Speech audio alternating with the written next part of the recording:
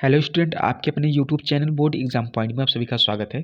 Class 10 के math का question, ये क्वेश्चन जो है वेरी इंपॉर्टेंट क्वेश्चन हो जाता है। इंपॉर्टेंट इसलिए हम बता रहे हैं क्योंकि ये क्वेश्चन जो कई बोर्ड एग्जाम में कई बार पूछा जा चुका है, इस बार भी पूछे जाने का पूरा चांस है और ये क्वेश्चन जो है 6 नंबर में पूछा जाता है। तो हमारा प्रश्न है कि एक नगर में टैक्सी के भाड़े में एक नियत भाड़े के अतिरिक्त चली गई दूरी पर भाड़ा भी सम्मिलित किया जाता है। तो 10 किलोमीटर दूरी पर भाड़ा 105 रुपया है तथा 15 किलोमीटर के लिए भाड़ा 155 रुपया है। तो नियत भाड़ा तथा प्रति किलोमीटर भाड़ा क्या है? एक व्यक्ति को 25 किलोमीटर यात्रा करने के लिए कितना भाड़ा देना होगा? ठीक है, यानी कि हमें इसमें दो कंडीशन ज्ञात करना है। एक तो हमें नियत भाड़ा तथा प्रति किलोमीटर भाड़ा तो ज्ञात ही करना है और साथ में ये भी बताना है कि एक व्यक्ति 25 किलोमीटर यात्रा करता है तो उसे कितना भाड़ा देना होगा। ठीक है, तो सबसे पहले हम क्या करेंगे यहाँ पर कि मान लेंगे। तो मानेंगे कि हमारा जो नियत भाड़ा है उसे हम क्या मान लेंगे? एक्स मान लेंगे और प्रति किलोमीटर भाड़े को हम क्या मान लेंगे?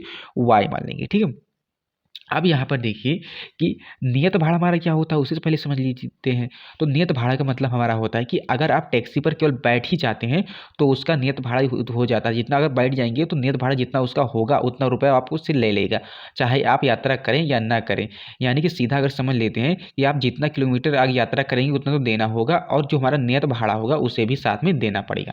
ठीक है, तो नियत भाड़े का मतलब ये होता है। तो यहाँ पर सबसे पहले हमें क्या कहा है कि 10 किलोमीटर दूरी पर भाड़ा हमारा कितना है? 105 रुपया है। ठीक है, तो यहाँ पर देखिए कि नियत भाड़ा तो साथ में तो देना, तो यहाँ पर एक्स लिख देंगे प्लस और क्या कहा? 10 किलोमीटर, 10 वाई हो जाएगा। ठीक है, 10 वाई बराबर हमारा कितना हो जाएगा?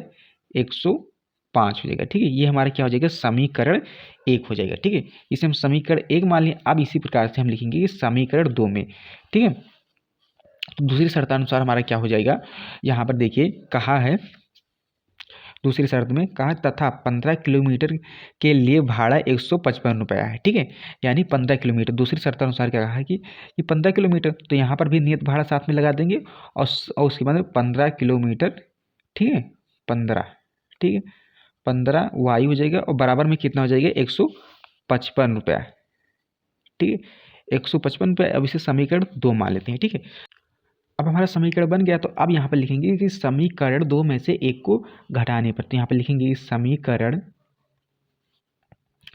2 में से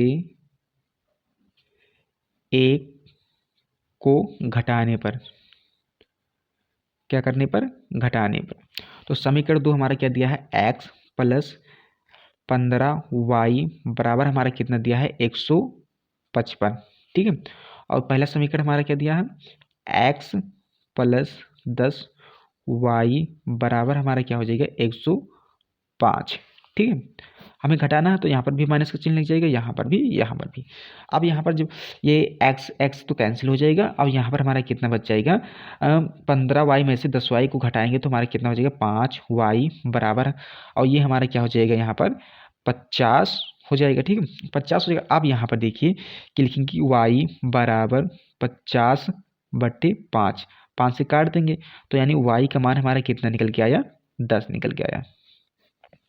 अब इसी y के मान को हम समीकरण 1 में रख देकर हम x का मान भी प्राप्त कर लेते हैं। तो यहाँ पर इसे लिखेंगे कि y का मान समीकरण 1 में रखने पर, तो समीकरण 1 हमारा क्या दिया है? ये देखिए यहाँ पर समीकरण 1 हमारा दिया है x प्लस 10y बराबर 105।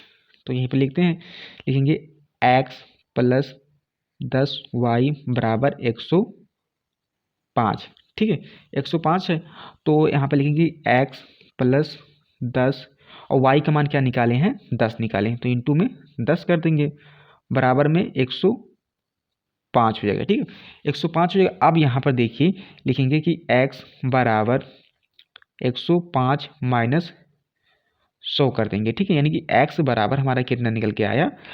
5 निकल के आए। ठीक है, x बराबर 5 निकल के आया। अब यहाँ पर देखिए कि हम क्या माने थे, यहाँ पर दिखा देते हैं आपको कि ये यहाँ पर कि नियत भाड़ा हम क्या माने थे?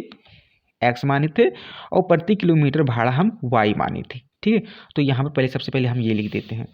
तो यहाँ पर लिखेंगे कि हमारा नियत भाड़ा क्या है? नियत भाड़ा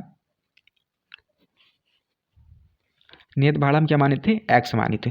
तो नियत भाड़ा हमारा कितना निकल गया, 5 रुपया निकल के आया। और प्रति किलोमीटर भाड़ा हमारा कितना निकल के आया, प्रति किलोमीटर भाड़ा 10 रुपया निकल के आया। ठीक है, 10 रुपया निकल के आया। अब यहाँ पर देखिए कि क्वेश्चन में हमें कुछ कंडीशन कहा था, उससे पहले देख लेते हैं। यहाँ पर कहा था कि एक व्यक्ति 25 किलोमीटर यात्रा करने के लिए कितना भाड़ा देना होगा। यानी कि हमें यह भी निकालना कि 25 किलोमीटर यात्रा करने के लिए कितना रुपया देना होगा। तो 25 किलोमीटर भाड़ा निकालने के लिए, यात्रा करने के लिए, तो यहाँ पर क्या बताए थे कि नियत भाड़ा तो हमें देना होगा। तो नियत भाड़ा हमारा कितना निकल के आया, 5 निकल के आया।